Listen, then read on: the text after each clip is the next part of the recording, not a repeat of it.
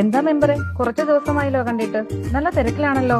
തിരഞ്ഞെടുപ്പ് വരികയല്ലേ ടീച്ചറെ, വോട്ടർ പട്ടിക പുതുക്കുന്നതിന്റെ തിരക്കില. അല്ല, ടീച്ചറുടെ പേര് ചേർക്കണ്ടേ? എന്റെ മെമ്പറെ, ഞാൻ കഴിഞ്ഞ ലോക്സഭ ഇലക്ഷന് വോട്ട് ചെയ്തതല്ലേ, എന്റെ പേര് വോട്ടർ പട്ടികയിലുണ്ട്. എന്റെ ടീച്ചറെ, ആ പട്ടികയിൽ പേരുള്ളതുകൊണ്ട് തദ്ദേശ തെരഞ്ഞെടുപ്പിൽ വോട്ട് ചെയ്യാൻ പറ്റില്ല. തദ്ദേശ തെരഞ്ഞെടുപ്പിന് വേണ്ടിയുള്ള കരട് വോട്ടർ പട്ടിക 2025 ജൂലൈ 23 സംസ്ഥാന തെരഞ്ഞെടുപ്പ് കമ്മീഷൻ പ്രസിദ്ധീകരിച്ചിട്ടുണ്ട്. വോട്ടർ പട്ടികയിൽ പേരുണ്ടോ എന്ന് എല്ലാ വോട്ടർമാരും പരിശോധിക്കണം.